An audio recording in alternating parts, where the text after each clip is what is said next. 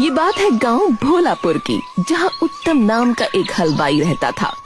उत्तम गांव के ही एक ढाबे पर काम किया करता था, जिसका मालिक था कुलदीप।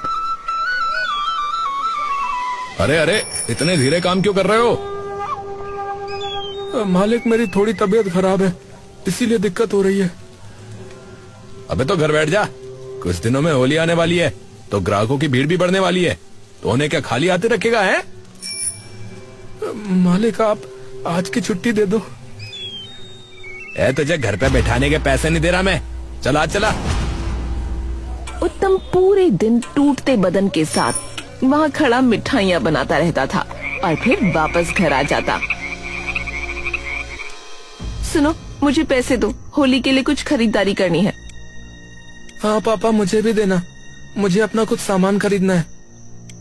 अरे मालिक ने अभी दिए नहीं है, 2 दिन में देंगे बेटा। हे भगवान, एक काम होली के बाद ही ले लेना। हाँ में हाँ मिलाना आता है बस तुम्हें, डरपोक कहीं के। मेरे सारे दोस्त होली खेलेंगे, बस मैं घर बैठूंगा। अरे तो क्या लड़ लूं उनसे, बता है? बाहर कर देंगे मुझे वो। अरे तो इतनी मिठाइयाँ बनानी आती है तुम्हें, खुद की दुकान खोलो ना एक छोटी सी।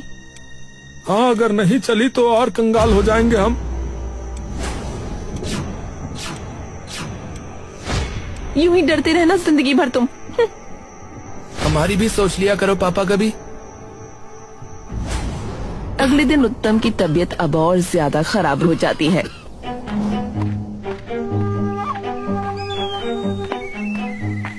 अरे लगानी भी है गुजिया, थोड़ा जल्दी हाथ चला ले। जी जी। उत्तम फटाफट सारा काम करने लगता है, लेकिन जल्दी जल्दी में वो गुजिया के खोए में नमक डाल देता है और उसे गुजिया में डालकर तल देता है। कुछ देर बाद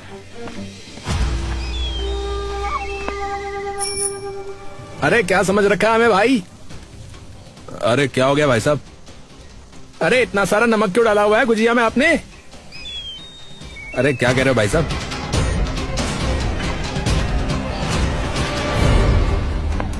अरे ये क्या भाई है? ये गुजिया कब से नमकीन होने लगे भैया? अरे भैया पैसे वापस दो हमारे, हमें नहीं पता।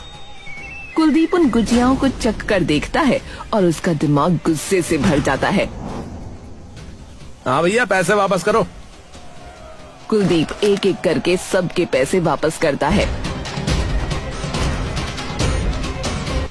अरे तुमने गुजिया में शक्कर की जगह नमक डाला है, अब बर्दाश्त नहीं होते तुम मुझसे। अरे पर हुआ क्या मालिक? तूने गुजिया में शक्कर की जगह नमक डाला है। हे भगवान, ये क्या हो गया? अब बहुत हो गया, अब बर्दाश्त नहीं होता मुझसे। तो निकल यहाँ से, वरना तो तू मेरी दुकान ही बंद करवा देगा। चल निकल यहाँ से। कुलदीप उत्तम को दुकान से निकाल देता है। अब क्या करूँगा? चेतना तो मुझे छोड़ के बच्चों के साथ अपने मायके चली जाएगी। उत्तम मुंह लटकाए वापस अपने घर जा रहा होता है कि तभी बीच रास्ते में उसे अपना दोस्त लोकेश मिल जाता है। अरे उत्तम भाई, क्या हाल है? अरे बस क्या बताऊं यार। है? अरे बता तो पहले, क्या हुआ? उत्तम लोकेश को सारी बात बताता है। अरे उत्तम भाई, पैसे का जुगाड़ बताऊं? अरे कैसा जुगाड़? अरे बता दूंगा यार, लेकिन ये बात जो है ना, वो हम दोनों के बीच में ही रहनी चाहिए भाई है। अरे यार, मैं क्यों किसी को बताऊंगा भला? है, तो आ फिर मेरे साथ आ। लोकेश तभी उत्तम को एक सुनसान सी जगह ले जाता है, जहाँ एक पुरानी फैक्ट्री होती है। अरे भाई, ये कहाँ ले आया तू भाई? लोकेश उत्तम को उस फैक्ट्री के अंदर ले जाता है, जहाँ कई सारे लोग खड़े होते हैं। अरे ये किसे लेके आ गया रे? दोस्त है भाई मेरा। तो क्यों लाए हो? काम ढूंढ रहा है भाई, तो ये मदद कर सकता है आपके धंधे में। ठीक है, इसे अंदर दिखा जाके माल। लोकेश तभी उत्तम को अपने साथ उस फैक्ट्री के एक कमरे में ले जाता है। उत्तम उस कमरे को देखकर डर से कांप जाता है। अरे भाई ये कहाँ ले आए तुम? अरे डर क्यों रहा है? और बस इस गुप्त सामान का काम है जो करना है। अरे मैं कैसे बेचूंगा भाई? अरे कैसी बात कर रहे हो भाई? अरे हमेशा के लिए करने को कौन कह रहा है? अरे जब अपनी दुकान के लिए पैसे हो जाए तो छोड़ दियो। उत्तम कुछ नहीं बोलता। अरे भाई तू मेरा दोस्त नहीं भाई है भाई। हाँ, अरे सिर्फ 1 महीने में तू इससे इतने पैसे कमा लेगा कि तूने सोची भी नहीं होगी। हाँ। लोकेश और उत्तम दोनों बाहर चले जाते हैं। अरे देख लिया क्या? जी। नाम क्या है तेरा? उत्तम। उत्तम बाबू, याद रखना, अगर यहाँ गड़बड़ हुई तो दिक्कत हो जाएगी, तो सोच के करना जो करो। उत्तम ये सुनते ही घबरा जाता है और लोकेश को पीछे की ओर खींच लेता है। भाई ये मैं नहीं कर पाऊंगा, मेरे बस की नहीं लग रही। क्यों, क्या हुआ? कुछ नहीं भाई, बस थोड़ा डरा हुआ है बस। भाई साहब मैं कैसे करूंगा ये काम? अरे काम दाम कभी किया है किसी चीज का है? वो मिठाई वगैरह बनाता था। ये तो सबसे सही है, एक दुकान खोल लो मिठाइयों की और पीछे से ये भी बेचता रहियो। बहुत लोगों दूसरे सामान के साथ मीठा खाना खूब पसंद करते हैं, और जगह मैं अपने आप दिलाऊंगा, तू हाँ बोल। मैं वो अबे घर जा और आराम से सोच, और हाँ, गलती से भी आज जो देखा वो बता मत दियो किसी को, समझा? लोकेश तभी उत्तम को वहाँ से सीधा उसके घर ले जाता है। अरे लोकेश। नमस्ते भाभी। नमस्ते। और तुम्हें क्या हुआ? तुम्हारी क्यों हवाइयाँ उड़ी पड़ी हैं? हे भगवान, क्या हो गया इन्हें? लोकेश चेतना को सारी बात बता देता है। अरे अब तुम ही बताओ कि क्या ये सही है? अरे तो कौन सा आपको पूरी जिंदगी करना है? बस कुछ महीने करना है, और जब अपनी दुकान खोलने के पैसे हो जाए तो मत करना। अरे पर ये गलत है भाई। अरे तो जो रोज तुम्हारे साथ हुआ वो ठीक है क्या? 3 साल से आप वहाँ काम करते थे और बस एक गलती की और ऐसे उन्होंने बाहर निकाल दिया जैसे आप कुछ थे ही नहीं। होली तक मनाने के पैसे नहीं है हमारे पास। अरे हमने 2 साल से एक कपड़ा तक नहीं खरीदा, तो वो ठीक है। और जो ये रईस घूम रहे हैं, तुम्हें क्या लगता है वो नहीं करते ये सब? अरे वो तो हम जैसे लोगों को मार के चौराहे पर भी टांग देना, उन्हें तब भी कुछ नहीं कहेंगे कोई। तो बताओ क्या वो ठीक है? कमरे में कुछ देर के लिए सन्नाटा छा गया। पर बेचेंगे कैसे? पुलिस वगैरह ने देख लिया तो? अरे तो तुम सामने से थोड़ी बेचोगे भाई, छुपा के बेचोगे। दुकान तो मिठाइयों की होगी ना। उत्तम कुछ देर के लिए चुप हो गया। ठीक है, पर दुकान? अरे वो जग्गा भाई अपने आप देख लेंगे भाई, उनके पास बहुत सारी जगह है।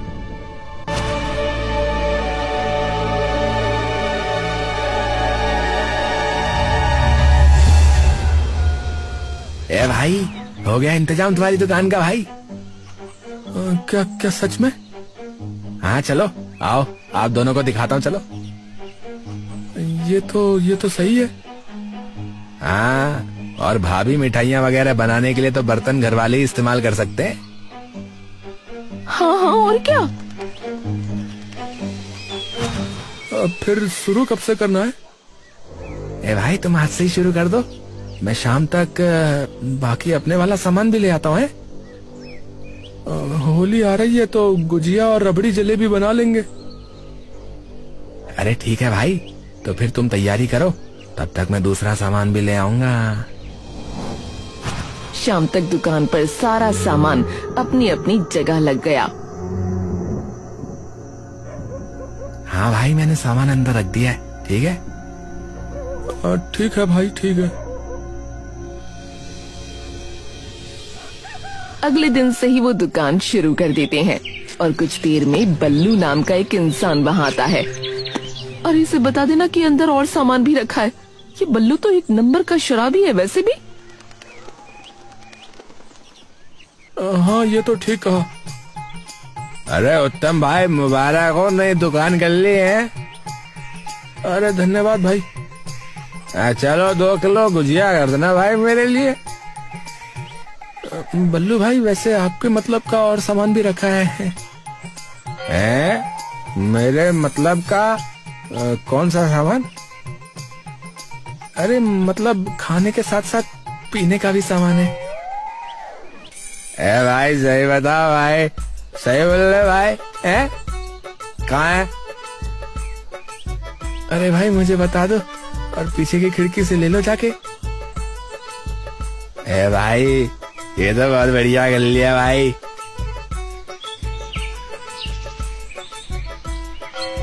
अरे जाओ ले लो, मैं ले आता हूँ पीछे।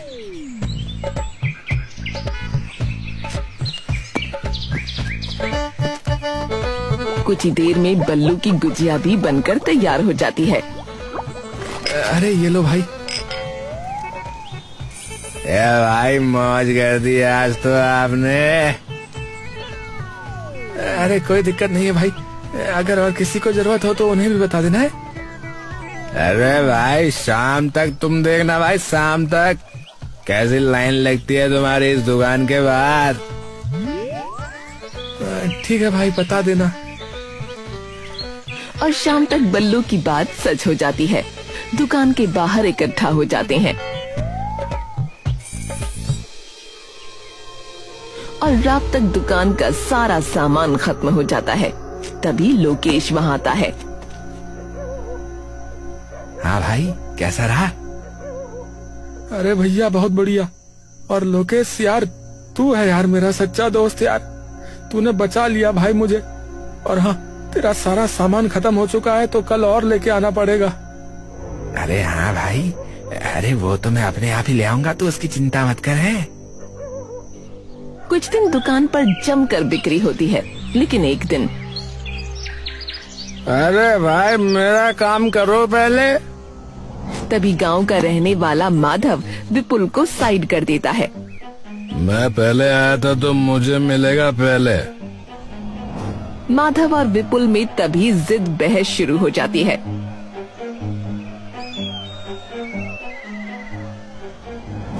अरे हे भगवान, इनका झगड़ा बढ़ गया तो पुलिस ना आ जाए कहीं इधर। उत्तम तभी दौड़कर वहां जाता है। अरे भैया रुको रुको, अरे शांत खड़े रहो। विपुल और माधव अलग खड़े हो जाते हैं और उत्तम दोनों को उनका सामान देकर वहां से भेज देता है।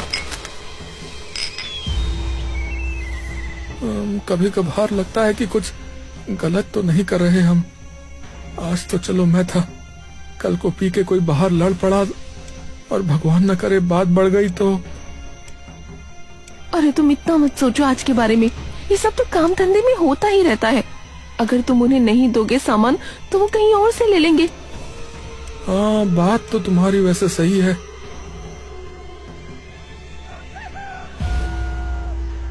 अरे भाई सुनो। हाँ भैया बताओ। अरे वो 3 बोतल कर देना जरा। उत्तम कुछ देर के लिए महेंद्र की ओर देखता रहता है। तुम तो उसके भाई हो ना, मनीष के? मेरे बेटे का दोस्त है वो। हाँ बेटा ये जो कर रहे हो ना, ये वैसे ठीक आदत नहीं है। कुछ नहीं रखा इन चीजों में। अरे वो मेरे लिए नहीं है, वो मेरे घर पे मेहमान आए ना तो उन्होंने मंगवाई है। आ जाओ जरा पीछे फिर। उत्तम उसे पीछे की खिड़की से उसका सामान दे देता है। कुछ देर तक सब सही चल रहा होता है कि तभी लोकेश दौड़ता हुआ आता है। अरे उत्तम, उत्तम। अरे लोकेश, अरे क्या हुआ भैया? अरे वो मुझे नंदू पड़ा मिला था रास्ते में। नंदू पड़ा मिला था मतलब? अरे उसके सिर पे चोट लगी हुई थी। अरे तो अभी कहाँ है वो? मैंने सबसे पहले उसे अस्पताल में भर्ती करवाया और फिर यहाँ आया हूँ। उत्तम और चेतना दुकान बंद करके तुरंत अस्पताल पहुँच जाते हैं। डॉक्टर साहब ये ठीक तो है ना? हाँ हाँ ठीक है। वो तो सही हुआ कि आप लोग इसे सही वक्त पे ले आए। ये सब हुआ कैसे पर? नंदू बेटा तू ठीक तो है ना? हाँ माँ। और ये सब कैसे हुआ है? कैसे हुआ ये? वो मनीष है ना? महेंद्र और उसके दोस्त तभी उसके सामने आ जाते हैं। हाँ भाई, अपने बाबा को बोल जो काम है वो करे, ज्यादा ज्ञान न दे लोगों को। अरे मेरे पापा के बारे में ऐसे बात क्यों कर रहे हो आप? करूंगा। मेरे पापा को कुछ मत बोलना। फिर गुस्से में आके उन्होंने ये कर दिया। मैंने कैसे ना कैसे आपके पास आने की कोशिश की, लेकिन बीच रास्ते में लोकेश काका ही मिल गए। उत्तम के मुंह से एक शब्द नहीं निकलता और वो सीधा कमरे से बाहर चला जाता है, जहां लोकेश उसका इंतजार कर रहा होता है। मैंने कहा था कि हम गलत कर रहे हैं, कहा था मैंने। हैं? देख ले अब मेरे ही अपने बच्चे पे बात आ गई। भाई लोकेश, भाई अपना सामान वापस ले जा भाई, और मना कर दे उन्हें भी कि मैं अब ये नहीं करने वाला। भाई हाथ जोड़ता हूँ। अरे भाई तू क्या बोल रहा भाई? अरे इतनी जल्दीबाजी मत कर यार। अरे नहीं भाई, हो गया मेरा भाई, अब नहीं। अरे भाई तू तो बिगड़ ही गया। अच्छा ठीक है, मैं देखता हूँ। कुछ देर में उत्तम और चेतना नंदू को लेकर वापस अपने घर आते हैं। अगले दिन चेतना और उत्तम घर पर बैठे होते हैं कि तभी उनके दरवाजे पर जोर से दस्तक होती है। चेतना जाकर दरवाजा खोलती है। तभी उत्तम देखता है कि सामने जग्गा अपने गुंडों के साथ खड़ा है। अरे आप कौन हैं? अरे अपने पति से पूछ।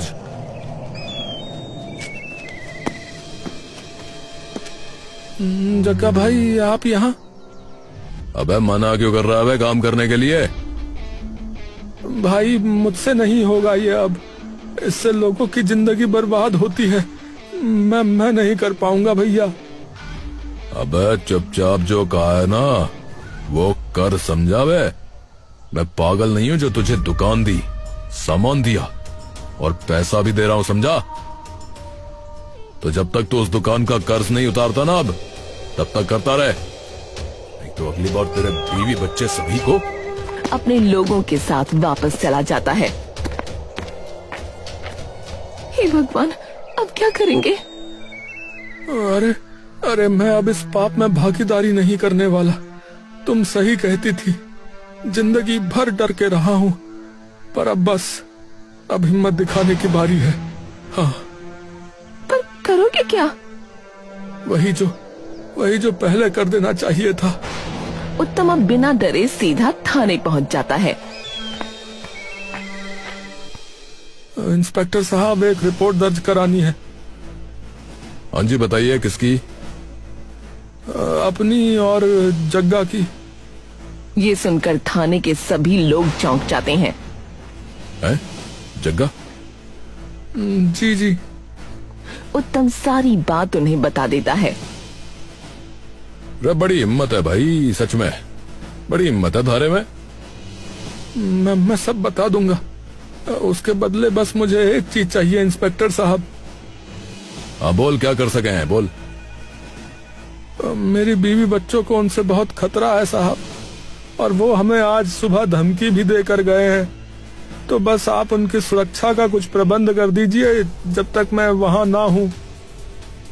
अरे चिंता मत करियो, तुमने आके खुद से कबूला है तो ज्यादा लंबी सजा नहीं होगी तुम्हें, 1-2 साल की होगी। तब तक के लिए मैं अपने कुछ हवलदारों को तुम्हारे घर के बाहर खड़ा कर दूंगा, ठीक हो लिया? जी साहब, बहुत बहुत धन्यवाद। हवलदार उत्तम को जेल में ले जाते हैं और कुछ ही दिनों में पुलिस वाले जग्गा और उसके सभी साथियों को भी अपनी हिरासत में ले लेते हैं। 1 साल बाद उत्तम को जेल से रिहा कर दिया जाता है, लेकिन पूरे गांव में अब उसकी बदनामी के चर्चे फैल जाते हैं। अरे पूरे गांव का नाम मिट्टी में मिला दिया तूने, है बे? तभी उत्तम का पुराना मालिक भी भीड़ में से बोल पड़ता है। अरे सरपंच जी, ये तो है ही लालची कहीं का। दुकान पे भी यही लक्षण थे इसके।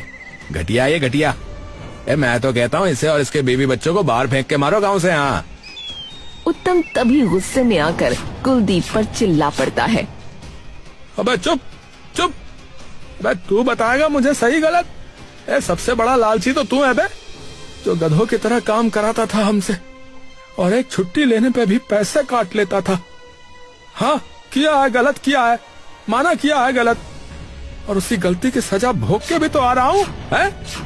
खुद चल के गया था गलती मानने, छाती ठोक के कहता हूँ। हाँ, और सरपंच, तू क्या कह रहा है रे? अरे अरे कहाँ है? मंगलू है क्या इधर कहीं भीड़ में? हाँ हाँ भाई, यही हूँ।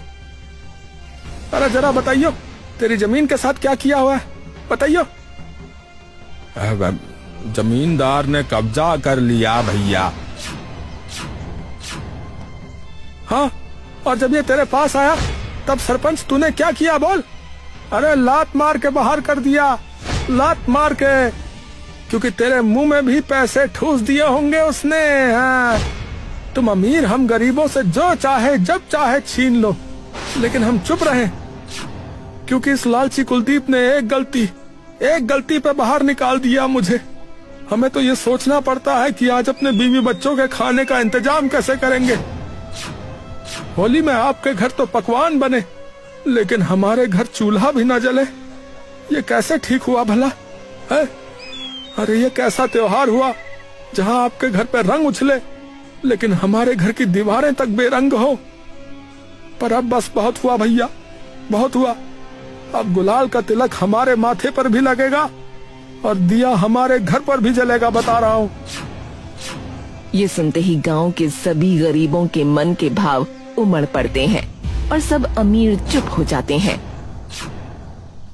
अरे उत्तम भैया जिंदाबाद, जिंदाबाद जिंदाबाद। अरे हमारे भैया कैसे हो?